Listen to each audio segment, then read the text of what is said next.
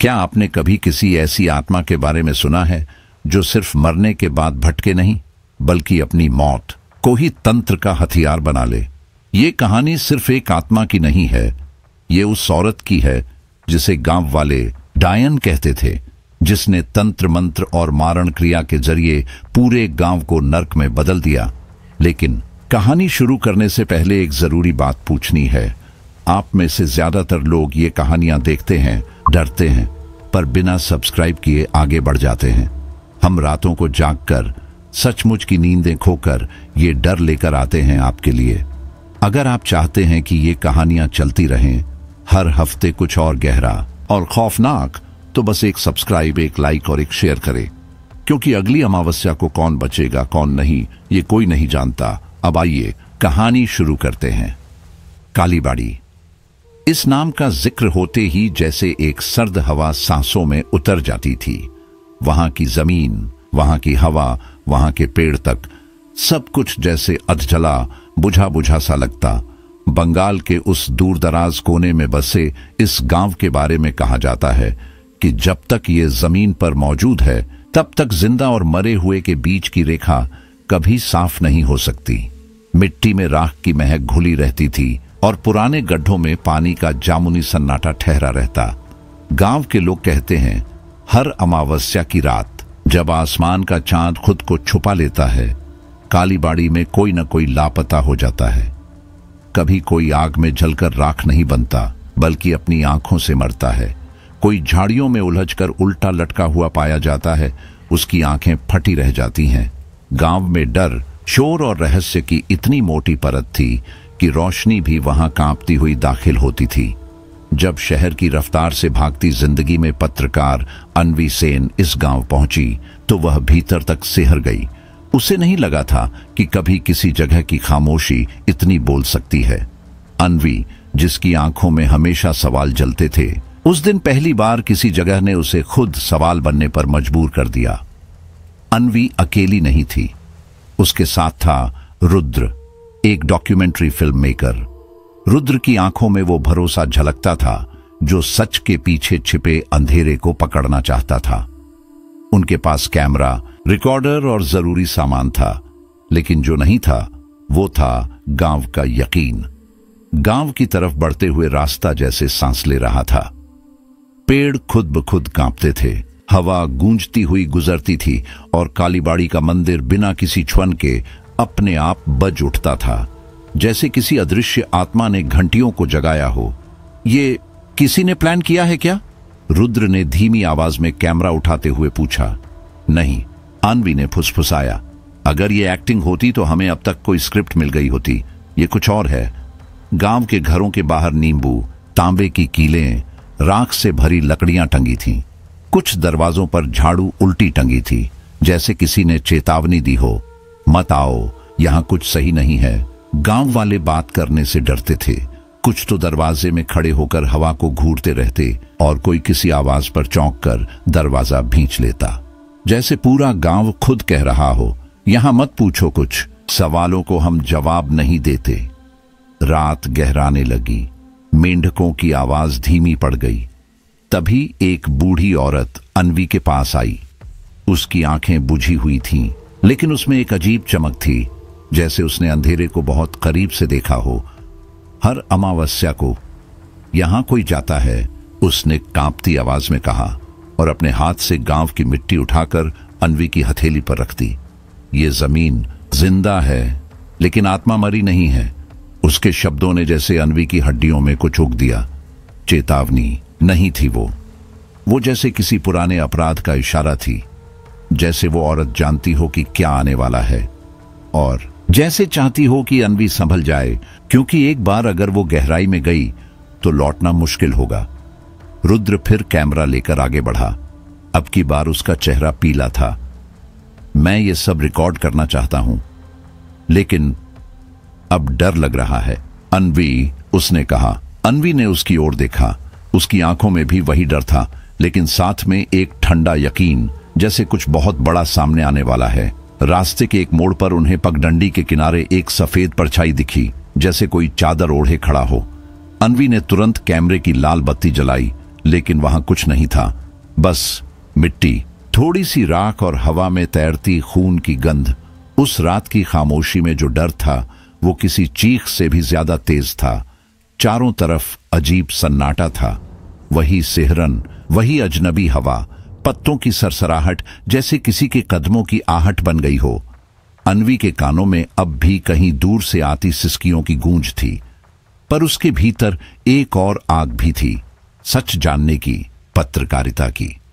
उसने धीरे से फुसफुसाया, आवाज गले में अटकती हुई, रुद्र, तूने सुना? किसी ने खून कहा था। रुद्र ने सिर हिलाया, उसकी आंखों में एक ठंडी चमक थी। ये खून सिर्फ रिकॉर्डर में नहीं है अन्वी, वो बोला, ये इस जमीन में है। हर कदम यहां डर से भरा है। काली बाड़ी की मिट्टी में जो राख मिली थी उसमें सिर्फ लकड़ियां नहीं जली थीं, वहां किसी औरत की चीखें भी दबी थीं। अब वही फिर हवा में लौट आई हैं। 2 दिन हो चुके थे अन्वी और रुद्र को गांव में आए हुए, लेकिन जितना वे ठहरते उतना ही डर सतह पर आ जाता। उस रात वे गांव के पुराने मंदिर के पास बैठे थे जब एक बूढ़ा सामने आया, बाल बिखरे हुए, कपड़े मिट्टी से सने। उसका नाम हरिपत था। वो रुका, फिर कांपती आवाज में पूछा, तुम नैला का नाम क्यों लेते हो? अन्वी और रुद्र दोनों चौंक गए। वो तो आग में जली थी, लेकिन मरी नहीं। बूढ़े ने फटी फटी आंखों से देखा। अब वो हवा बन गई है, राख में गूंजती है, रात की सरसराहट में उसकी सांसें हैं। लोग भूल गए हैं, पर वो नहीं भूली।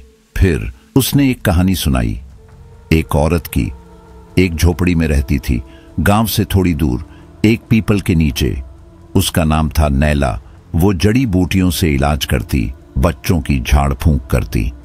उसके पास कोई भौतिक ताकत नहीं थी, लेकिन गांव के लोग उसकी आंखों में कुछ और ही देखते थे।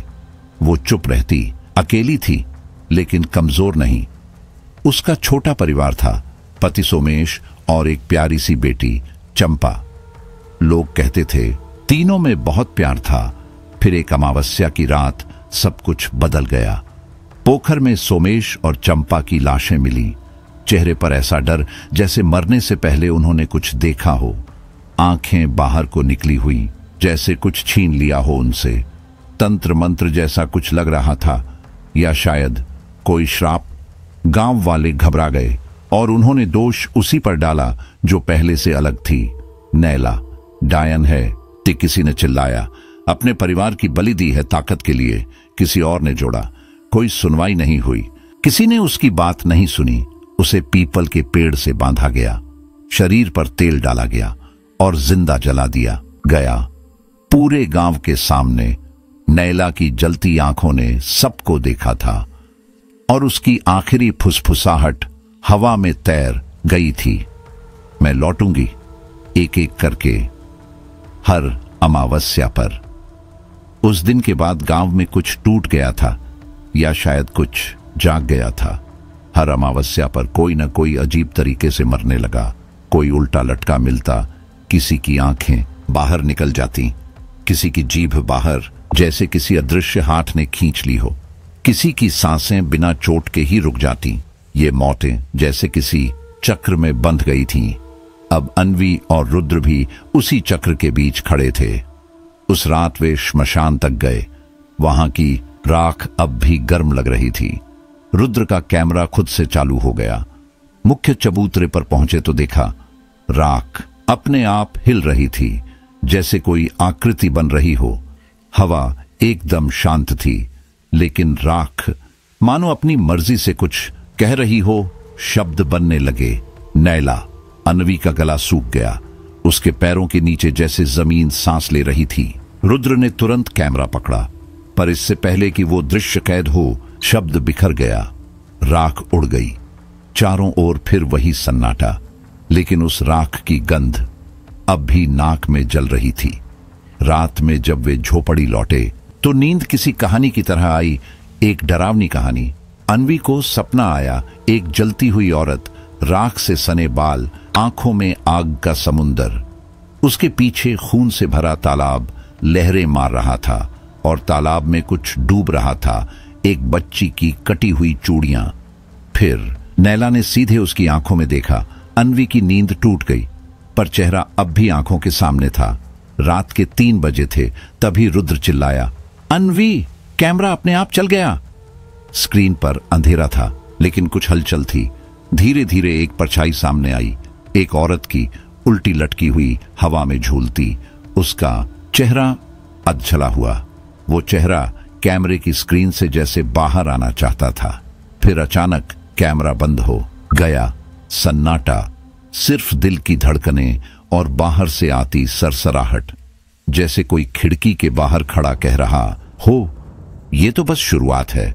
कालीबाड़ी की हवा में अब कुछ और बस गया था।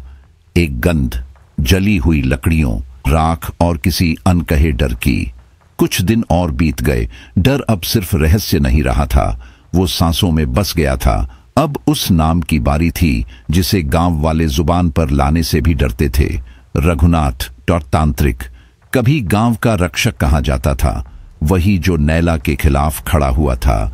कहा जाता है रघुनाथ को हर तंत्र विधा आती थी, मारण क्रिया, आत्मा की बाधा और प्रेतों को बांधने की विद्या। लेकिन 3 साल पहले की अमावस्या को, जब नैला की आत्मा सबसे ताकतवर थी, उसी रात रघुनाथ गायब हो गया। किसी ने उसकी लाश नहीं देखी, कोई चीख नहीं सुनी, सिर्फ उसकी कुटिया जलती हुई मिली, राख और टूटे फूटे तांत्रिक यंत्रों के बीच। अन्वी और रुद्र अब उस कुटिया तक पहुंचे। पेड़ों के झुरमुटों के बीच एक उजड़ा हुआ स्थान। दीवारें गायब थीं, पर बीच में अब भी एक यंत्र बना था। त्रिकोण के बीच राख की लकीरें थीं, चारों ओर पत्तियों और छोटी छोटी हड्डियों से बना घेरा, जैसे कोई अब भी वहां बंधा हो या इंतजार कर रहा हो। किसी नए आगंतुक का कंपास लगातार गोल गोल घूम रहा था, जैसे उसने अपनी दिशा खो दी हो। एक पुरानी धूप बत्ती अपने आप सुलग उठी, जैसे किसी ने उसे छू लिया हो। धुएं की पतली सी लकीर हवा में टेढ़ी मेढ़ी सी घुल रही थी। रुद्र ने फौरन कैमरा ऑन किया। उसकी उंगलियां हल्के से कांप रही थीं, लेकिन अन्वी की नजर कमरे के कोने में पड़े एक टूटे संदूक पर जा टिकी। उसने धीरे से उसका ढक्कन उठाया। अंदर एक फटी हुई पुरानी डायरी रखी थी, रघुनाथ की। डायरी की स्याही कुछ जगह धुंधली हो चुकी थी, लेकिन कुछ पन्नों पर लाल स्याही से कुछ लिखा गया था, जैसे किसी ने गुस्से या हड़बड़ी में दर्ज किया हो। उसमें मरण क्रिया, शव साधना और डरावने मंत्रों का जिक्र था। एक खास पन्ना था जिस पर लाल स्याही में मोटे अक्षरों में लिखा था, नैला प्रेत बाधा मंत्र। उसके नीचे लिखा था, उसे बांधो, नहीं तो वह अपनी मृत्यु की शक्ति से पूरे गांव को राख कर देगी। उसी रात रुद्र अकेले कैमरा लेकर गांव के पास के जंगल में चला गया। उसका चेहरा बदला हुआ था, कुछ जुनूनी, कुछ खोया खोया। वह बार बार कहता, कुछ है वहां, कोई मुझे बुला रहा है। जब वह देर रात लौटा तो एकदम चुप था। उसके कपड़े पसीने से भीगे थे, लेकिन वह एक शब्द नहीं बोल रहा था। सुबह अन्वी ने उसका कैमरा चेक किया तो बीच के 2 मिनट की रिकॉर्डिंग पूरी तरह ब्लैक थी, मगर जब उसने उस हिस्से को स्लो मोशन में देखा तो उसकी रीढ़ तक ठंड उतर गई। उस ब्लैक स्क्रीन में एक धुंधली आकृति उभरी, एक औरत, अधजली, बिखरे बाल, राख में सने हाथों से किसी तांत्रिक यंत्र को बना रही थी। उसके होंठ धीरे धीरे हिल रहे थे, जैसे कोई पुराना मंत्र बुदबुदा रही हो। नैला। अन्वी की सांसें थम गईं। वह वहीं थी, और उस रात रुद्र वहीं था। उसी दिन गांव में एक और खौफनाक घटना घटी। एक आदमी, जिसकी उम्र मुश्किल से 35 रही होगी, खेत में मरा पाया गया। उसका शरीर ऐसा विकृत था कि देखने वाले सन्न रह गए। गर्दन उल्टी मुड़ी थी, दोनों हाथ भीतर की तरफ जैसे जबरन मोड़े गए हों। लेकिन सबसे डरावनी बात थी, उसके पूरे शरीर से राख झड़ रही थी, जैसे उसे जलाया गया हो, फिर जिंदा किया गया हो। जब अन्वी और रुद्र वहां पहुंचे तो बच्चों की भीड़ पहले से वहां जमा थी। तभी एक छोटा बच्चा बोला, मैं नैला को देखता हूं, वो कहती है अब उसकी आंखें रुद्र में हैं। अन्वी का दिल बैठ गया। उसने धीरे से रुद्र की तरफ देखा। उसका चेहरा शांत था, लेकिन उसकी आंखों में एक अजीब सी चमक थी, कुछ ऐसा जो अन्वी ने पहले कभी नहीं देखा था। पिछले 2 दिनों से रुद्र का व्यवहार अजीब होता जा रहा था। वो घंटों अकेले जंगल में गुम रहता, अजीब अजीब शब्द बुदबुदाता, और जब डायरी पढ़ता तो उसकी आवाज जैसे किसी और भाषा में बदल जाती। अन्वी को पहली बार गहरा डर महसूस हुआ। क्या नैला अब रुद्र को अपना माध्यम बना रही है? क्या उसकी आत्मा अब रुद्र के शरीर में बसने लगी है? गांव के बुजुर्ग अब आपस में फुसफुसाने लगे थे। वो तांत्रिक वापस आ गया है, लेकिन अब वो खुद में नहीं है, वो किसी और के हाथ में है। अब अन्वी सिर्फ एक पत्रकार नहीं रही, वह इस रहस्य को सुलझाने वाली अकेली इंसान थी, या शायद अगली शिकार। कालीबाड़ी अब सिर्फ एक दहशत भरी कहानी नहीं रह गई थी, वह एक जीवित तंत्र बन चुका था, जिसमें आत्माएं अगले बलि की, अगली आत्मा की, अगली अमावस्या की राह देख रही थीं। अमावस्या अब बस 3 रात दूर थी, और ऐसा लगता था जैसे पूरा गांव किसी अदृश्य साए के नीचे दब गया हो। हवा में राख की गंध थी, हर घर में लोग दरवाजे बंद कर रहे थे, खिड़कियों पर नींबू मिर्च टांग रहे थे, और छोटे बच्चों को पेड़ों से बांधते हुए कह रहे थे, अगर नैला तुझ में घुस गई तो तू भी राख हो जाएगा। यह सब देखकर अन्वी की आत्मा कांप उठती थी, लेकिन उससे भी ज्यादा चिंता उसे रुद्र को लेकर थी। उसका व्यवहार अब और भी अजीब हो चला था। वह अचानक संस्कृत में बोलने लगता, नींद में तंत्र मंत्र बुदबुदाता, और जब उसे काली मां की मूर्ति के सामने ले जाया गया तो वह आंखें बंद कर मुस्कुराने लगा, जैसे किसी पुराने प्रेम से मिल रहा हो। उसी दौरान गांव के एक बूढ़े तांत्रिक से उन्हें पता चला कि नैला अब मारण क्रिया की अंतिम अवस्था में पहुंच चुकी है। वह अब एक शरीर और आत्मा को पूरी तरह साधक कर खुद को अविनाशी प्रेत बनाना चाहती है, एक ऐसी शक्ति जिसे कोई मंत्र, कोई यंत्र रोक नहीं सकेगा। अगर यह क्रिया पूरी हो गई तो अगली अमावस्या के बाद कालीबाड़ी फिर से जलेगा, लेकिन इस बार आग आत्माओं की होगी जिसे कोई बुझा नहीं पाएगा।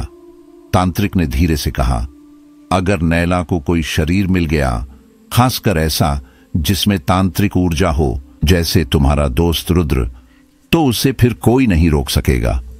इस चेतावनी के बाद अन्वी और रुद्र गांव के पास की एक छुपी हुई सुरंग की ओर निकल पड़े। वही सुरंग जहां कभी रघुनाथ ने अपनी शक्ति को कैद किया था। जैसे ही वे अंदर घुसे, टॉर्च की रोशनी टिमटिमाने लगी। दीवारों पर लाल स्याही से मंत्र लिखे थे। हवा भारी और घुटन भरी थी, जैसे सांस में भी डर घुला हो।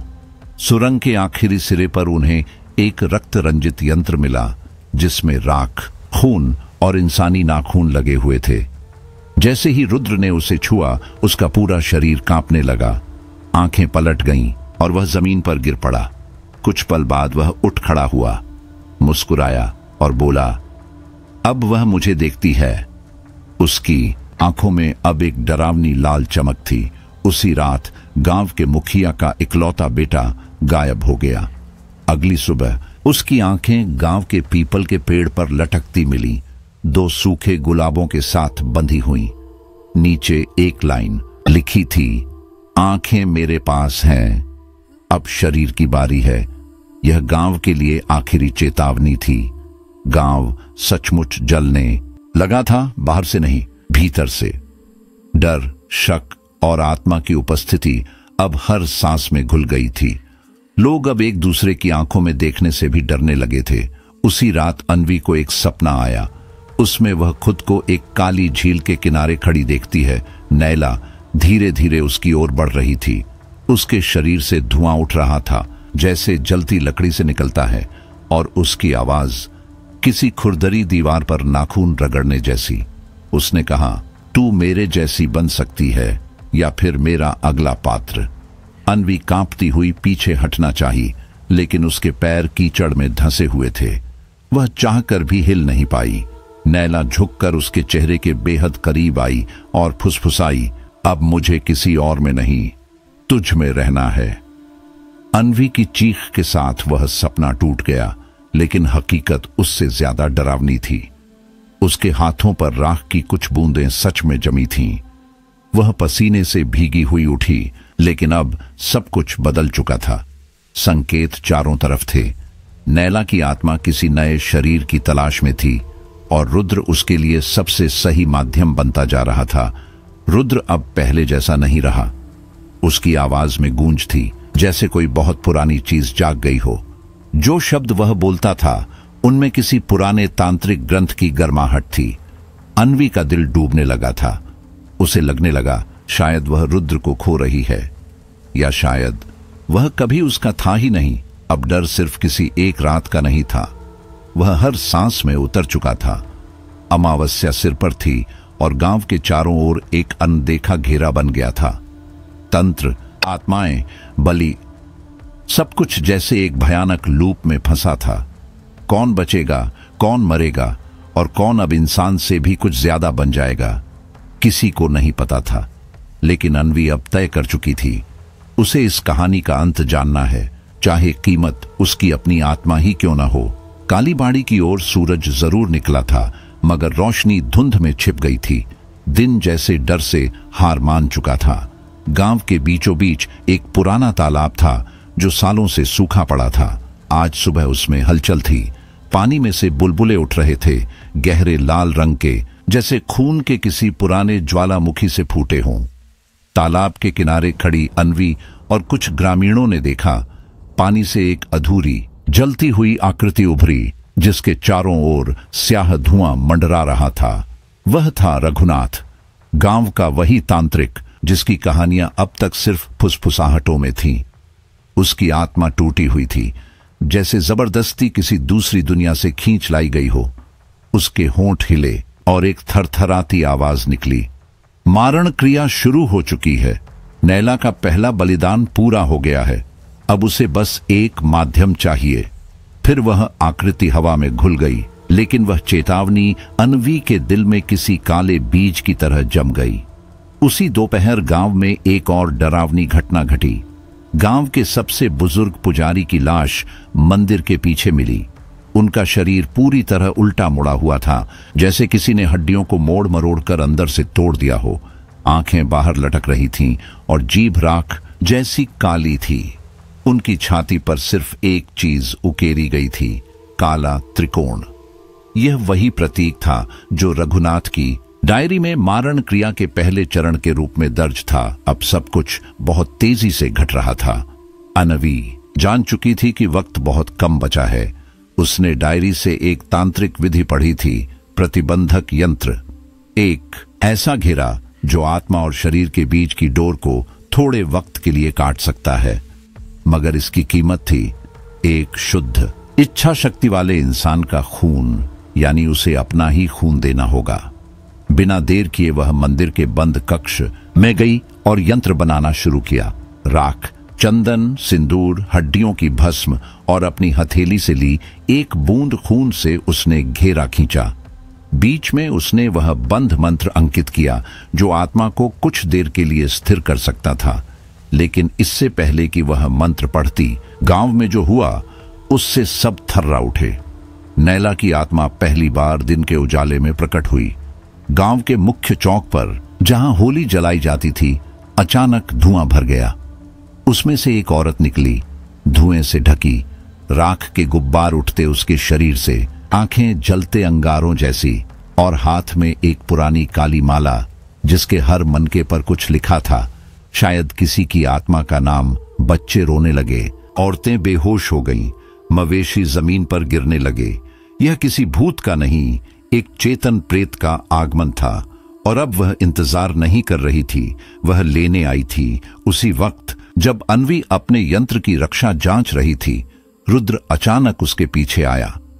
उसकी चाल अजीब थी, जैसे किसी अदृश्य डोर से खींच रहा हो, जैसे कोई और उसे चला रहा हो। उसकी आंखों में लाल रेखाएं थीं और मुस्कान वैसी जो इंसानों की नहीं होती। उसने धीरे से कहा, मैं अब सिर्फ देख नहीं सकता, मैं बना हूं देखे जाने के लिए। फिर वह अचानक उस पर झपटा, उसका गला दबाने लगा। उसकी आंखों में कोई पागलपन था, कोई क्रूरता जो रुद्र की नहीं थी। अन्वी घुटती हुई अपने होश बचाए रख पाई, लेकिन जैसे ही उसने रुद्र का हाथ थामा, उसे समझ आ गया नैला अब उसके अंदर समा चुकी है। किसी तरह उसने पास पड़ा राख का डिब्बा उसकी आंखों में फेंका। रुद्र चीखा और गिर पड़ा। अन्वी ने खुद को घसीटते हुए उसके खून से सने हाथ पकड़कर उसे प्रतिबंधक यंत्र के भीतर खींच लिया और तुरंत मंत्र दोहराने लगी।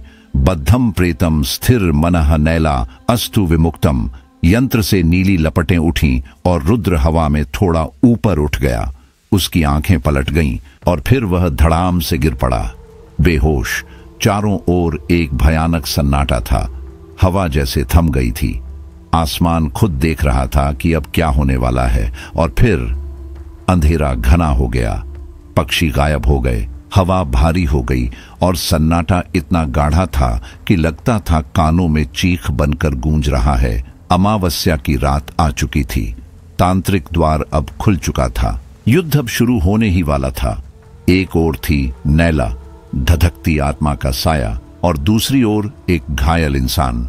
उनके बीच था वह प्राचीन प्रेत तंत्र जो न किसी को बख्शना था न पीछे हटता था। कालीबाड़ी के उस जर्जर धुंधले मंदिर के भीतर अन्वी राख की परतों पर सफेद चुन्नी ओढ़े शांत बैठी थी।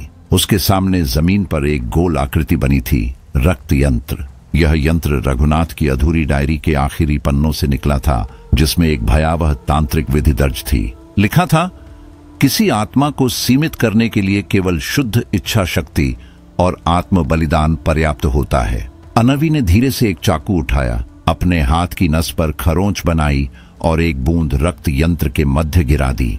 वह एक बूंद बस खून नहीं थी, वह उसका पहला त्याग था, उसकी चेतना की परीक्षा। वह रात भर यंत्र की संरचना में लगी रही। राख, चंदन, सिंदूर और हड्डियों की भस्म से रेखाएं खींचती, मंत्रों का जाप करती रही। अपनी हथेली से हर रेखा को संवारा और हर शब्द के साथ उसकी सांसें तेज होती गईं। दीवारों पर परछाइयां डरते हुए कांपने लगीं। दीपक की लौ थरथराई और रुद्र की आंखों में कुछ बेचैनी उभरने लगी, जैसे कोई अदृश्य शक्ति कमरे में धीरे धीरे उतर रही हो। जैसे ही यंत्र पूरा हुआ, जमीन हिल गई, दीवारें थरथराईं, झरोखों से राख उड़ने लगी और कमरे में एक अजीब ठंडक फैल गई। सिवाय धड़कनों और कदमों की आहट के बाकी सब शांत था। तभी कमरे के कोने में धुएं की हल्की परत में एक आकृति उभरी। नैला की आत्मा। वह न पूरी तरह मरी थी न जीवित। उसका शरीर राख जैसा झुलसा हुआ, आंखें जलती आग सी और चेहरा इतना भयावह कि आंख मिलाना मुश्किल था। उसका रूप ऐसा था मानो जलते कोयलों से बना हो।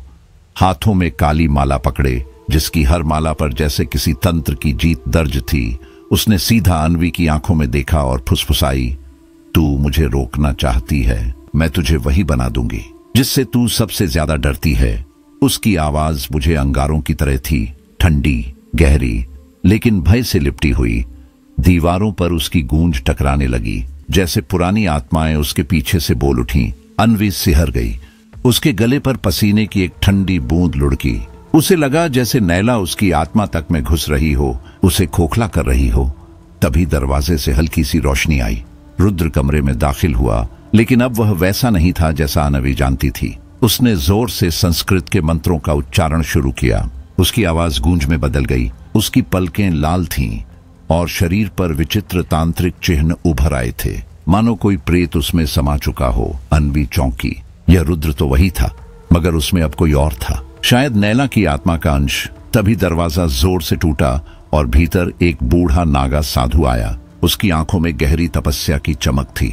पीछे भट्टी की राख उड़ रही थी। उसने धीरे से कहा, यह रुद्र अब नैला का माध्यम बन चुका है। अगर अभी नहीं रोका तो अगली अमावस्या तक यह सब राख बन जाएगा। साधु की आवाज भले धीमी थी, लेकिन वह चेतावनी बनकर दीवारों से टकराई, जैसे कोई काल घोषणा हो रही हो। अन्वी समझ गई, उसके आगे उसकी खुद की आत्मा दांव पर थी। उसने रक्त यंत्र उठाया और धीरे से रुद्र के सीने पर रखना शुरू किया। जैसे ही यंत्र रुद्र से जुड़ा, उसकी आंखों में हल्की रोशनी उभरी। शरीर कांपने लगा, जमीन फिर से थरथराने लगी, नीली रक्तिम किरणें उभरने लगी। रुद्र बुरी तरह कांप रहा था। वह झुक गया, मानो खुद से लड़ रहा हो। कुछ पल बाद उसने एक गहरी सांस ली और उसकी आंखें बंद हो गईं। फिर नैला की आत्मा चीख उठी, तेज, कर्कश, जैसे बाहर निकलने की कोशिश कर रही हो, पर उसकी गूंज कमरे में गिरते दीपकों के नीचे फंस गई।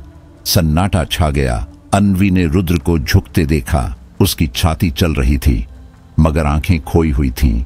कमरे का तापमान गिर चुका था। अन्वी के भीतर कुछ और जाग गया था, एक तरह का आंतरिक युद्ध। उसने पीछे देखा जहां नैला खड़ी थी। वहां अब बस धुआं था और वह भी धीरे धीरे खत्म हो रहा था। मगर वो जानती थी नैला वापस आएगी और अगली बार वह नरम नहीं होगी। इस तरह रक्त यंत्र की पहली प्रक्रिया पूरी हुई। आत्मा से टकराव का पहला कदम। अन्वी की भीतर की दुर्गा शायद जाग उठी थी, पर वह अभी पूरी नहीं थी क्योंकि रात बाकी थी, अमावस्या बाकी थी और कालीबाड़ी के आंगनों में अंधेरा अब दस्तक नहीं, सीधा प्रवेश कर चुका था। गांव अब पहले जैसा नहीं था। हर सुबह कोई न कोई मौत की खबर लाता और ये मौतें अब आम नहीं रहीं, रहस्यमयी और भयानक हो चुकी थीं। एक ही रात में 3 लोग पीपल के पेड़ से उलटे लटके मिले, चेहरों पर जमी अजीब मुस्कान और आंखें सफेद, बिल्कुल खाली। गांव में दहशत फैल गई। अब लोगों को नैला सिर्फ बाहर नहीं, भीतर दिखने लगी थी। किसी ने कहा उसने अपनी मरी मां को दरवाजे पर खड़ा देखा, किसी ने अपनी ही परछाई को हंसते देखा। अब नैला बस आत्मा नहीं थी, वो यादों में समा चुकी थी, लोगों के भीतर उतर चुकी थी। गांव अब पहले जैसा नहीं रहा था। हवा में एक अजीब ठहराव था, जैसे समय रुक गया हो। चौपाल पर पहले जहां लोग हंसी मजाक करते मिलते थे, अब वहां बस सन्नाटा पसरा रहता। रातों में कुत्तों के भौंकने की आवाज अचानक थम जाती और बकरियों की आंखों में ऐसा खून उतर आता जैसे किसी और ही दुनिया को देख लिया हो। छोटे छोटे बच्चे नींद में बेसुध तंत्र मंत्र की बातें बड़बड़ाते, जैसे कोई अनजानी भाषा उनके भीतर उतर आई हो। इन सब के बीच अन्वी अब पहले जैसी नहीं रही थी। उसके अंदर कुछ टूट चुका था, लेकिन एक हिस्सा जिद्दी भी हो गया था। जब रघुनाथ की पुरानी डायरी के भीतर उसे एक छुपा पन्ना मिला तो उसकी आंखें वहीं अटक गईं। यह पन्ना उसने पहले कभी नहीं देखा था। उस पर लिखा था, नैला को उसकी मृत्यु के स्थान पर ही बाधित किया जा सकता है, पर उसे देखने वाली आंखों को बलिदान देना होगा। अन्वी देर तक उस वाक्य को पढ़ती रही।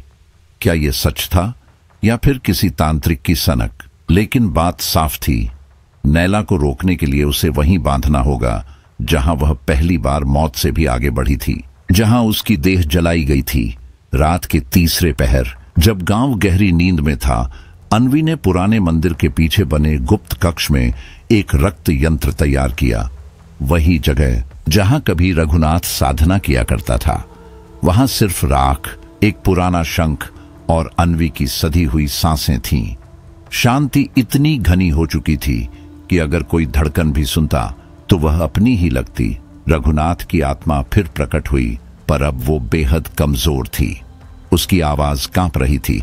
रुद्र अब नैला के शिकंजे में पूरी तरह फंस चुका है। उसे वापस लाने का सिर्फ एक रास्ता है, आत्मा यात्रा। अन्वी चौंक गई। ये शब्द उसने सुना तो था, पर कभी कल्पना नहीं की थी कि उसे खुद यह करना होगा। ये एक खतरनाक साधना थी जिसमें किसी जीवित व्यक्ति की आत्मा क्षणिक रूप से शरीर से बाहर निकलती है और किसी दूसरे के भीतर प्रवेश करती है। लेकिन इसमें कोई गारंटी नहीं थी कि आत्मा फिर वापस लौटेगी। अगर मैंने अब पीछे हट गई तो नैला सिर्फ रुद्र को नहीं, पूरे गांव को निगल जाएगी, अन्वी ने खुद से कहा। उसने आंखें बंद की, लंबी सांस ली और रघुनाथ की बताई विधि के अनुसार चेतना से बाहर निकलने की कोशिश की। कुछ ही पलों में एक झटका सा लगा और उसकी आत्मा शरीर से अलग हो गई।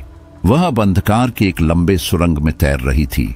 वहां कोई दिशा नहीं थी, बस डर था हर ओर, हर दिशा में। फिर अचानक उसने खुद को रुद्र के भीतर पाया, पर यह शरीर नहीं था। यह एक उल्टा संसार था, तांत्रिक, बिखरा हुआ, भयावह। समय यहां उल्टा बह रहा था। संस्कृत के श्लोक एक भारी अनजानी आवाज में गूंज रहे थे और वहां इस भयावह दुनिया के बीचों बीच एक काले पत्थर का सिंहासन था। उस पर बैठी थी नैला। उसकी आंखें अब भी लाल नहीं थीं, बल्कि स्मृतियों की गहराई से भरी थीं। अब तू भी आ गई, नैला ने मुस्कुराते हुए कहा। ये मेरा संसार है जिसे रघुनाथ ने जलाया, अब मैं तुझसे ही फिर से जलवाऊंगी। रुद्र उसी संसार में एक पिंजरे में कैद था। उसकी आत्मा छटपटा रही थी।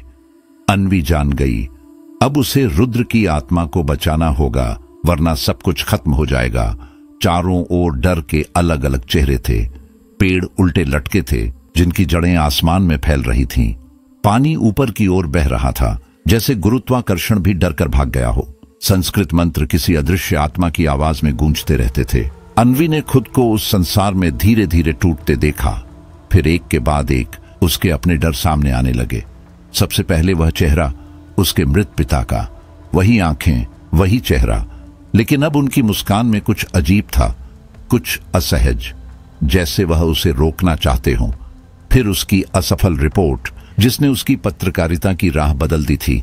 और वह रात जब वह अकेली थी, अंधेरे फ्लैट में सिसकते हुए सो गई थी। तो अब भी हिम्मत है मुझसे लड़ने की? नैला की आवाज गूंज उठी। अचानक अंधेरे में एक धुआं सा आकार बनकर उभरा। नैला थी, उसकी आंखों में आग, गले में सूखी हड्डियों की माला और आवाज में ऐसा मीठा झर के इंसान होश खो दे। तू बहुत दूर चली आई है, उसने धीरे से कहा। अब एक सौदा कर, तू मेरी जगह इस संसार में रह जा और मैं तेरे शरीर में जन्म लूंगी। तुझे बस एक दरवाजा बनना है। अन्वी का दिल डोल गया। क्या वाकई वह यहीं रुक जाए? तभी सामने एक चित्र उभरा, जैसे समय ने खुद कोई स्मृति जगा दी हो। उसमें 3 चेहरे थे, नैला, रघुनाथ और तीसरा चेहरा देखकर अन्वी की आत्मा कांप उठी। वह उसी का चेहरा था। यह कैसे हो सकता है? वह फुसफुसाई। क्या उसका और नैला का कोई पुराना रिश्ता था? क्या यह लड़ाई सिर्फ इस जन्म की नहीं थी? उसी समय रघुनाथ की आत्मा की कराह सुनाई दी। वह राख में जकड़ा हुआ था, एक तांत्रिक जाल में फंसा। उसकी आंखों में एक ही गुहार थी, मुझे मुक्त कर दो, वरना ये संसार हमेशा के लिए नैला का हो जाएगा। अब अन्वी के पास कोई और रास्ता नहीं था। यह एक आत्मिक युद्ध बन चुका था, जहां दांव पर सिर्फ आत्माएं नहीं थीं, बल्कि पूरे युगों की कहानी थी। लेकिन मुश्किल यह थी कि अन्वी को वह मुक्ति का यंत्र अब उस आत्मिक दुनिया में बनाना था। एक ऐसी जगह जहां न कोई धातु थी, न लकड़ी, न मंत्र सिद्ध करने के लिए हवन, और न ही समय पर विश्वास किया जा सकता था। सब कुछ उसे सिर्फ अपने आत्मबल, स्मृतियों और अटूट इच्छा से रचना था। उसने अपनी आंखें बंद की, आत्मा को स्थिर किया और भीतर की सांसों की लय को महसूस करने लगी। एक एक करके विचारों को एक सूत की तरह बुनते हुए उसने एक दिव्य अदृश्य यंत्र की रचना शुरू की। हर क्षण उसके भीतर की ऊर्जा कम होती जा रही थी, जैसे कोई उसकी शक्ति चूस रहा हो। लेकिन जैसे ही वह एक मंत्र उच्चारित करती, आकाश में कोई रेखा चमकती। वो रेखा जैसे उस यंत्र का आकार बना रही थी। धीरे धीरे एक ज्योतिर्मय आकृति उसकी आंखों के सामने स्पष्ट होने लगी। बाहर की दुनिया में उस समय कुछ और ही हो रहा था। कालीबाड़ी गांव पर अजीब सा अंधकार छा गया था, एक ऐसा अंधेरा जो 24 घंटे तक टिका रहा। सूर्य की कोई किरण जमीन पर नहीं पड़ी, जैसे आकाश ने इस गांव से मुंह मोड़ लिया हो। पेड़ों पर बैठने वाले पक्षी गायब थे, कुत्ते एकटक किसी को घूरते और फिर खुद ही कांपने लगते। जानवर मिट्टी में मुंह छुपाए पड़े थे। लोग अपने घरों के भीतर ही बंद हो गए थे। कोई बोलता नहीं था। एक पुराना पुजारी, जिसने वर्षों से गांव नहीं छोड़ा था, चुपचाप बोला, यह कोई ग्रहण नहीं, यह मृत्यु का दर्पण है। और तभी अन्वी ने अपनी पूरी शक्ति से वह यंत्र पूरा किया। वह थरथराते हाथों से उसे उठाकर रघुनाथ की आत्मा के पास ले गई और मंत्रोच्चार के साथ उसे उसके ऊपर स्पर्श कर दिया। एक पल के लिए पूरा वातावरण कांप उठा। हवाएं चीखने लगीं और फिर सब कुछ शांत। राख हवा में उड़ने लगी। रघुनाथ की आत्मा धीरे धीरे सामने प्रकट हुई, पहले धुंध की तरह और फिर पूरी तरह स्पष्ट। उसने आंखें खोली और अन्वी की ओर देखा। उसकी आवाज धीमी पर गहरी थी। तू बहुत दूर आ चुकी है, पर असली युद्ध अब शुरू हुआ है। अगली अमावस्या अंतिम होगी, वहीं तय होगा सब कुछ। कहकर वह आत्मा एक पल में वायुमंडल में विलीन हो गई। अन्वी की आत्मा अब वापस लौट रही थी, पर वो कुछ और बन चुकी थी। अब उसमें डर नहीं था, बल्कि एक अजीब सी समझ और भारी सच्चाई घर कर गई थी। नैला कोई साधारण आत्मा नहीं थी। वो शायद खुद अन्वी का ही कोई पूर्व जन्म था, या फिर उसका आधा रह चुका जीवन। यह लड़ाई केवल किसी बुरी शक्ति के विरुद्ध नहीं थी, यह उसकी अपनी आत्मा की अग्नि परीक्षा भी थी। बाहर का अंधकार अब थोड़ा थोड़ा छंटने लगा था, लेकिन उसके भीतर की रात अभी बाकी थी। कालीबाड़ी की सुबह अजीब सी सर्द और डरावनी थी, जैसे धूप खुद भयभीत हो गई हो। अन्वी ने धीरे धीरे चेतना में लौटते हुए महसूस किया कि वो अपने शरीर में नहीं थी। उसकी आत्मा कहीं बाहर थी, जैसे खुद को देख रही हो। और सामने रुद्र का शरीर निष्प्राण पड़ा था। उसकी आंखें बंद थीं और शरीर बर्फ जैसा ठंडा। रघुनाथ के बनाए रक्त यंत्र की छाया अब भी उसके सीने पर थी। तभी एक नागा साधु, जो अब गांव का नया मार्गदर्शक बन चुका था, चुपके से आगे आया और रुद्र के माथे पर वह तांत्रिक यंत्र रख दिया। एक पल को सब कुछ थमा। फिर रुद्र के सीने में एक धीमी सी धड़कन गूंजी, एक डूबती हुई लौ की तरह, मगर लौ थी। कुछ क्षणों बाद उसकी सांसें तेज हुईं, आंखों में हरकत हुई और उंगलियों ने हिलना शुरू कर दिया। जब रुद्र ने आंखें पूरी तरह खोलीं, तो वो खोया हुआ सा दिखा। उसे याद नहीं था कि वह कौन है, क्या हुआ था और क्यों हुआ था, मगर उसके भीतर कोई धुंधली सी छवि थी, नैला की, जैसे वह उसकी कठपुतली रहा हो। गांव अब एक नए नेतृत्व के अधीन था, नागा साधु। उसने गांव वालों को तंत्र, प्राचीन नाग शास्त्रों और आत्मिक विज्ञान से जोड़ा था। वह बोला, नैला अब पूर्ण मारण की ओर बढ़ चुकी है। यदि वह अपने मृतकों की आत्माओं से शक्ति प्राप्त कर प्रेतलोक की रानी बन गई, तो कालीबाड़ी कभी जीवित नहीं बचेगा। उसने सबको बताया कि उसे रोकने का एक ही उपाय है, दुर्गा तंत्र का अंतिम मंत्र। एक ऐसा मंत्र जिसमें 4 पवित्र बिंदुओं के साथ एक आत्म बलिदान की आवश्यकता होगी। यह सुनते ही गांव में सन्नाटा छा गया, मगर किसी ने विरोध नहीं किया। डर सबकी आंखों में था, लेकिन अब वो डर सिर्फ बचने के लिए नहीं था, लड़ने के लिए था। तय हुआ कि गांव के मुख्य चौक पर एक सामूहिक हवन क्रिया होगी। महिलाएं, बच्चे, बूढ़े सब एक स्थान पर इकट्ठा हुए। मरगंज के किनारे बीचों बीच राख बिछाई गई। उसमें घी, काले चावल और नाग मंत्रों से सिद्ध यंत्र डाले गए। चारों दिशाओं में मंत्र गूंजे, एयुएम दुर्गायै नमः।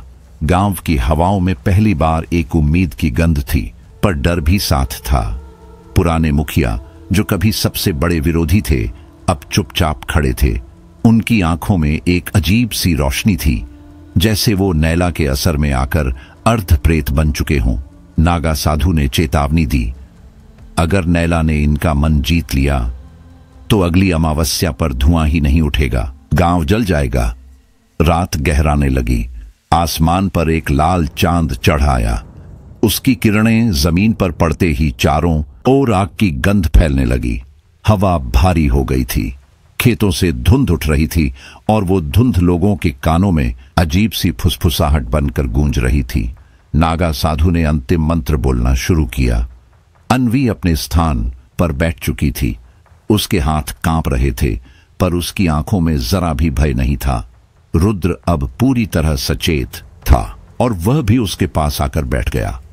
मंदिर की घंटियां लगातार बज रही थीं। हर आवाज जैसे भीतर तक झंझना रही थी, डर, हिम्मत और सच्चाई की आवाज। और तभी रुद्र की आंखें अचानक लाल हो गईं। वह चीखा, अमावस्या शुरू हो चुकी है। हवा भयानक गूंजने लगी। जमीन पर बनी राख की लकीरें खुद ब खुद फटने लगीं। इंसान और आत्मा के बीच की सारी सीमाएं टूटने लगीं।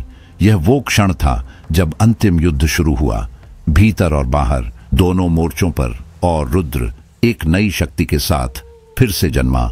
उसका ध्यान लौट आया। जैसे ही आत्मा ने उसका हाथ थामा, उसने अपनी आंखों में एक अजीब सी सच्चाई देखी। अब ये सिर्फ तांत्रिक शक्तियों या भटकी आत्माओं का खेल नहीं था। ये लड़ाई थी उसके भीतर की, उस आत्मबल की जो हर किसी के पास नहीं होता और जो खत्म होने वाला भी नहीं था। कालीबाड़ी के आसमान में उस रक्तिम अमावस्या की रात कुछ अलग ही था। पूरा आकाश एक गहरे लाल रंग में डूब गया था, जैसे चांद भी अब इस अंधेरे तंत्र का कोई आदेशक हो। गांव की हवा में एक अजीब गंध भर गई थी, कच्चे खून की गंध जो त्वचा से टकराकर चुभती थी। पेड़ों की डालियां खुद ब खुद जमीन पर गिरने लगीं, जैसे वे भी चीख रही हों। मंदिर की प्राचीन मूर्तियां धीरे धीरे टूटने लगीं और गौशाला में खड़ी गायें दर्द से चीखती हुई जमीन पर गिरने लगीं। कालीबाड़ी अब गांव नहीं रहा था, यह नरक का प्रवेश द्वार बन गया था। प्रकृति विद्रोह पर थी। गांव के बाहर एक खुला मैदान था, वहीं अन्वी और रुद्र धीरे धीरे आगे बढ़ रहे थे। दोनों ने रघुनाथ द्वारा बनाए गए तांत्रिक रक्षा यंत्र अपने शरीर पर बांध रखे थे। ये यंत्र उनकी आत्मा को मजबूती देने के लिए थे, मगर रघुनाथ ने साफ कहा था, अगर मंत्र टूटा तो आत्मा वहीं फंस जाएगी। हवा अचानक थम गई, जैसे खुद सांस भी डर के मारे जम गई हो। तभी धुएं की मोटी परत के बीच से एक आकृति उभरी, नैला। उसकी आत्मा अब किसी इंसान जैसी नहीं थी। उसका चेहरा धुएं और राख से बना था, आंखें सुलगते अंगारों जैसी, बाल राख की लहरों में उड़ते हुए, जैसे अब वह देह नहीं रही, बस एक जलता हुआ अस्तित्व बन चुकी थी। उसके चारों ओर मंत्र गूंजने लगे, हम कम मारे मारे स्वाहा। हर ध्वनि जैसे हवा को चीरती जा रही थी। वो मंत्र किसी को बांध सकते थे या पूरी तरह भस्म भी। अन्वी के हाथ कांप रहे थे, फिर भी उसने अपने यंत्रों को कसकर पकड़ा और रस्में दोहराने लगी। रुद्र उसके पास खड़ा रहा, बिना डिगे। उसकी आंखों में बस एक बात थी, मैं अपनी चेतना किसी को नहीं सौंपूंगा। उस मैदान में हर चीज, हर पत्ता, हर पत्थर जैसे इस लड़ाई को महसूस कर रहा था। उसी वक्त मंदिर के गर्भगृह में रखी काली की मूर्ति दरकने लगी, पत्थर फटने लगे और एक लपट के साथ मूर्ति का सिर जमीन पर गिरा। वहीं से निकली एक और आत्मा, रघुनाथ की, तेज प्रकाश से घिरी हुई। उसकी आंखों में गहराई थी, जैसे कोई दर्शन। अब या तो वह बंधेगी या यह संसार टूटेगा। उसकी आवाज कोई निवेदन नहीं थी, वो एक चेतावनी थी। और फिर शुरू हुआ असली युद्ध। मंत्र टकराने लगे, आकाश में बिजली सी गूंजी और जमीन कांपने लगी। अन्वी के मंत्र, रुद्र के यंत्र और नैला की आग सब एक दूसरे से टकराने लगे। उनकी आवाजें पत्तियों तक जा पहुंची, जैसे हवा भी अब उनका साथ दे रही हो। रुद्र ने धीरे से फुसफुसाया, डर मत, ये वक्त है टिके रहने का। अन्वी ने सिर हिलाया, मगर उसकी आंखों में भय साफ था। तभी नैला झपट कर आई। उसकी राख जैसे हाथ अन्वी के कंधों को छूने लगे, जैसे आग किसी कपड़े को छूती है। हवा की रफ्तार तेज हो गई, अन्वी की सांसें उखड़ गईं, लेकिन उसने खुद को नहीं छोड़ा। उसके पैर जमीन से चिपके रहे। वह लड़ रही थी, बिना शब्दों के। रुद्र ने एक कदम आगे बढ़ाया। उसका चेहरा पसीने से भीगा था, लेकिन आंखें आग जैसी। उसने दहाड़ते हुए कहा, अगर तुझे रोकने के लिए मुझे मरना भी पड़े तो मंजूर है, मैं तुझसे लड़ूंगा नैला। उसकी आवाज में कोई डर नहीं था, सिर्फ जिद थी, आत्मा की जिद। उसी क्षण जैसे पूरा ब्रह्मांड सिमट गया। एक तेज प्रकाश, एक धमाका, मंत्रों की गड़गड़ाहट, आत्माओं की चीखें और हवा में गूंजती राख की सिसकियां, सब एक में बदल गया। और फिर सन्नाटा। कोई नहीं जानता कौन आगे बढ़ा, कौन पीछे हटा। वो पल जैसे समय से बाहर था। अब वे चारों, अन्वी, रुद्र, नैला और रघुनाथ, एक अंतिम मोड़ पर खड़े थे। सब कुछ अब इस फैसले पर टिका था, नैला को बांध लिया जाएगा या पूरा संसार टूट जाएगा। मगर फैसला अभी नहीं हुआ था। वो मैदान, जो कभी गांव के किनारे एक साधारण जगह थी, अब राख से भरे तांत्रिक मंडलों से घिरा नरक बन चुका था। वहां जलते अग्निकुंड थे, हर दिशा से आत्माओं की फुसफुसाहटें आती थीं। ऊपर आसमान पर घने काले बादल छाए थे, इतने गहरे जैसे काले नहीं, खून के हों। मैदान के केंद्र में खड़ी थी नैला। अब उसमें इंसान जैसा कुछ नहीं बचा था। उसका आधा शरीर धुएं से बना था, आधा राख से। बाल जैसे झुलस चुके हों। उनकी हर लहर में भस्म की रेखाएं बन रही थीं। उसकी आंखों से आग की लपटें निकल रही थीं। वो कुछ नहीं बोली, फिर भी उसके अंदर से मंत्र अपने आप निकलने लगे, जैसे कोई पुरातन शक्ति उसकी जुबान पर कब्जा कर चुकी हो। पूरा वातावरण उसी भाषा में बोलने लगा। अन्वी और रुद्र तांत्रिक मंच के दूसरे छोर पर खड़े थे। उनके शरीर पर रघुनाथ का बनाया हुआ प्रतिरोध मंत्र था, तांबे और चंदन से खुदा हुआ। लेकिन उन्हें पता था, अगर मन डगमगाया तो सब खत्म। और तभी युद्ध का पहला चरण शुरू हुआ। नैला ने एक उंगली उठाई और मंत्र बोला, मारे स्वाहा नमः काली, ज्वल ज्वल प्रकट प्रकट। अग्निकुंड की आग आकाश तक उठी, जमीन कांपने लगी। अन्वी और रुद्र ने अपने अपने यंत्र उठाए, मंत्र हवा में तैरने लगे, लपट्टें एक दूसरे से भिड़ने लगी और तंत्र युद्ध की आग अब पूरी तरह भड़क चुकी थी, जैसे दो अदृश्य सेनाएं किसी प्राचीन युद्ध में भिड़ रही हों। हर मंत्र के साथ हवा में कुछ स्याह आकृतियां उभरती, मानो किसी की कैद में रही आत्माएं हों। वे कुछ पलों तक हवा में ठहरती, फिर राख बनकर बिखर जाती। अन्वी और रुद्र के चारों तरफ चारों दिशाओं से भय, आघात और भ्रम के झोंके आते, पर अब तक वे खुद को किसी तरह संभाल रहे थे। फिर अचानक नैला थमी। उसका चेहरा शांत हो गया, पर उसकी आंखों में एक नई चाल की आहट थी। उसने अपनी आंखें बंद की और फिर जब खोली तो कुछ ऐसा हुआ जिसने अन्वी को भीतर से झकझोर दिया। उसके सामने उसके अतीत का दरवाजा खुला। सबसे पहला चेहरा उसके मरे हुए छोटे भाई का था, वही छोटा सा कमरा जिसमें वह जलकर मरा था। अब उसकी चीखें गूंज रही थीं। तू मेरी जान नहीं बचा पाई दीदी, वह कांपते हुए बोला। अन्वी का दम घुटने लगा, उसकी आंखें भर आईं, लेकिन यह अंत नहीं था। अगली झलक उसके करियर की थी। वह दिन जब उसकी मेहनत से की गई पत्रकारिता की रिपोर्ट को झूठा करार दे दिया गया था। आवाजें गूंजने लगीं, तू झूठी है, तू कभी सच्चाई तक नहीं पहुंच सकी। यह सब एक मकसद से किया जा रहा था, अन्वी की मानसिक शक्ति को तोड़ने के लिए। उधर रुद्र पर भी हमला शुरू हो चुका था। नैला ने अब उसकी मां का रूप ले लिया, वही मां जो उसे बचपन में छोड़ गई थी। उस आवाज में ऐसी करुणा थी कि कोई भी पिघल जाए। तू ही मेरा पुत्र है, तू ही मेरा नया रूप बन सकता है, लौट आ मेरे शरीर में। रुद्र की आंखें डगमगाने लगीं, उसका शरीर लड़खड़ाने लगा। उसके भीतर की चेतना जैसे किसी और की पकड़ में जा रही थी। पर तभी अन्वी ने आंखें बंद की और एक गहरी सांस ली। उसने अपने भीतर की शक्ति को महसूस किया। उसे याद आया वह क्यों आई थी, सिर्फ नैला को रोकने नहीं, खुद को भी मुक्त करने। वह अग्निकुंड के सामने खड़ी हो गई। गला सूखा था, लेकिन स्वर में विश्वास था।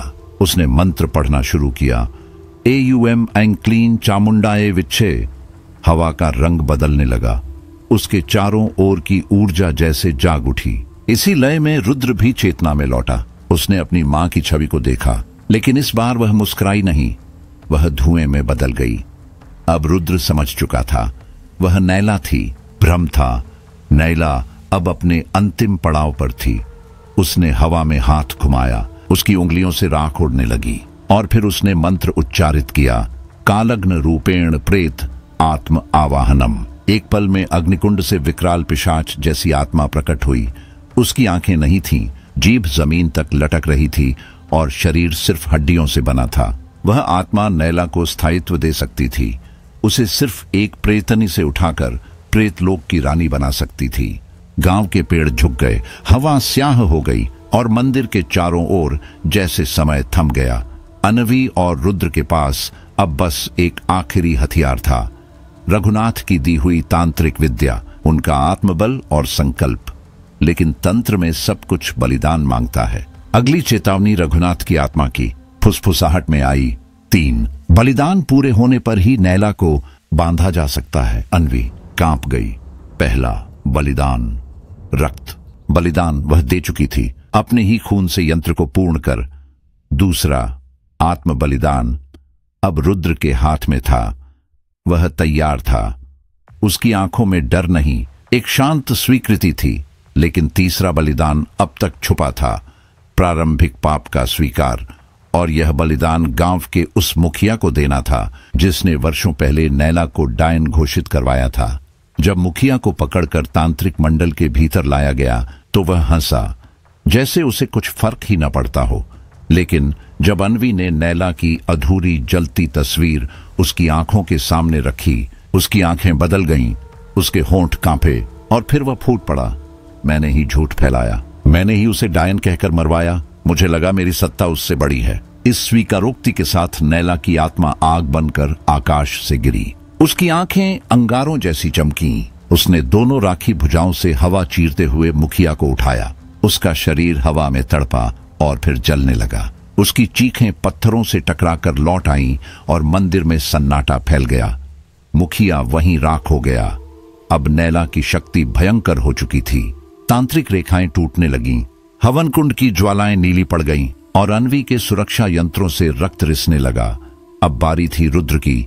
उसने अन्वी की ओर देखा। उनकी आंखों के बीच एक चुप मौन वादा था।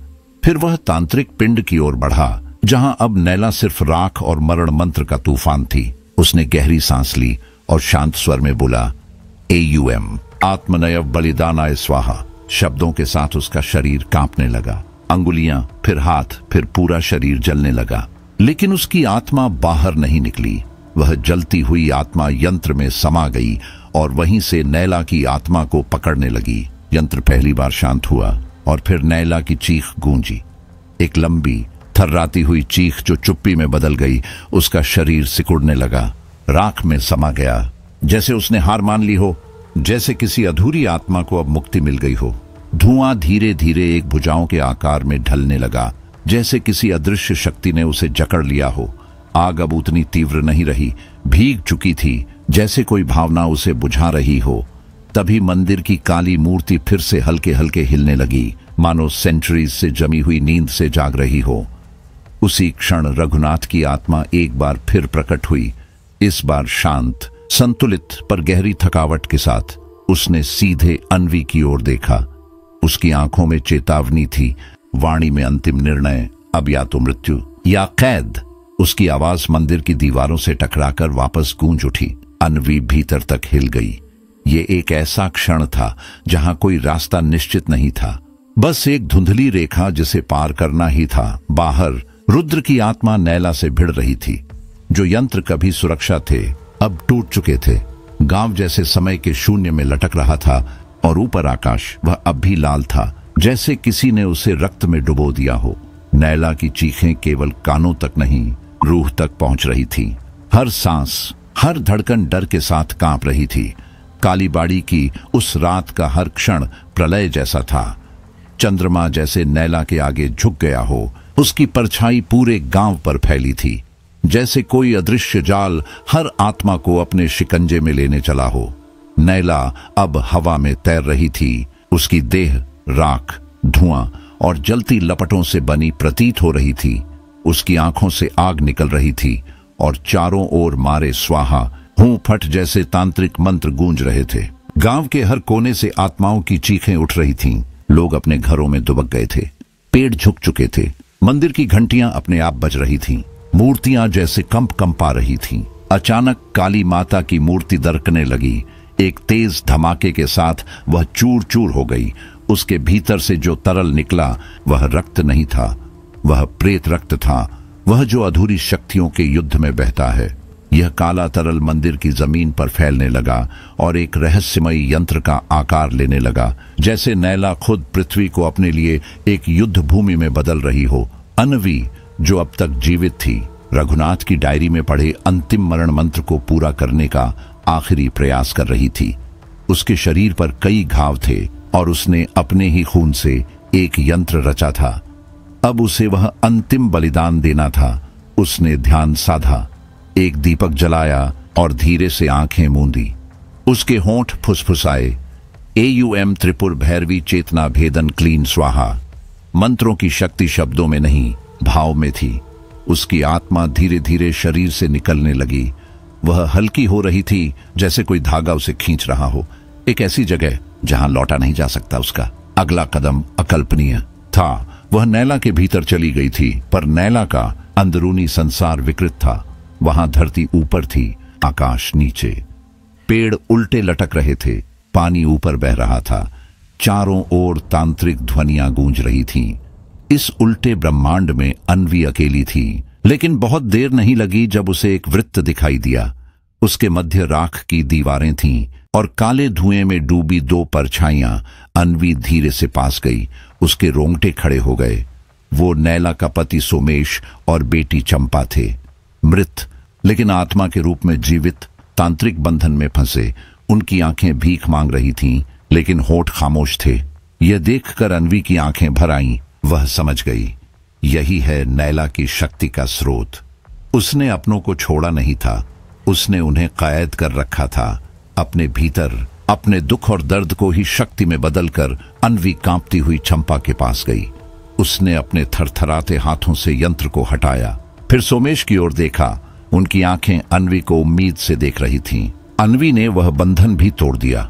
तभी एक भीषण चीख आसमान को चीरते हुए गूंजी। वो नैला की थी। उसके शरीर से आग निकलने लगी। उसका आधा चेहरा राख बन गया और बायां हाथ धूल बनकर उड़ गया। वह चिल्लाई, तूने क्या किया? उसकी आवाज अब किसी इंसान की नहीं, किसी भटकी हुई अधूरी आत्मा की थी। वह जमीन पर गिर रही थी, लेकिन उसकी आंखों में अब भी आग जल रही थी। उसने अन्वी को घूरा, तू मुझे मार नहीं सकती, तू अब मेरे जैसी बन गई है। यह चेतावनी सीधी आत्मा में उतर गई। अन्वी अब सिर्फ एक लड़की नहीं रही थी, उसने भी एक आत्मा को मुक्त किया था। उसने मृतलोक में प्रवेश किया था। अब वह तंत्र के नियमों से बंध चुकी थी। नैला और उसके बीच की रेखा मिट चुकी थी। नैला की आत्मा जैसे जैसे बिखर रही थी, अन्वी के भीतर कुछ बदल रहा था। उसके शरीर पर तांत्रिक चिन्ह उभरने लगे, उसकी सांसों में मंत्र घुलने लगे। बाहर रुद्र और नागा साधु इन लहरों को महसूस कर रहे थे। अमावस्या की रात अब अपने अंतिम छोर पर थी, पर नैला पूरी तरह खत्म नहीं हुई थी। वह राख बनकर अन्वी के भीतर समा रही थी। अब मृत्यु का सिंहासन किसी एक का नहीं था, वह दो आत्माओं के बीच बंट चुका था। कालीबाड़ी की हवाओं में अब दो आत्माओं की आहट थी। हवा में राख की गंध बाकी थी और अन्वी के चारों ओर तंत्र की रेखाएं कांप रही थीं। अन्वी ने थरथराते हाथों से रघुनाथ की आखिरी पांडुलिपि खोली। उसमें लिखा था, महातंत्र बंध, वह रहस्यमयी यंत्र जो आत्मा को कालचक्र में बांध सकता है। यह आत्मा को नष्ट नहीं करता, बस उसे रोकता है, कैद करता है। सवाल अब भी वही था, क्या अन्वी अब कैद करने वाली थी या खुद कैद होने वाली?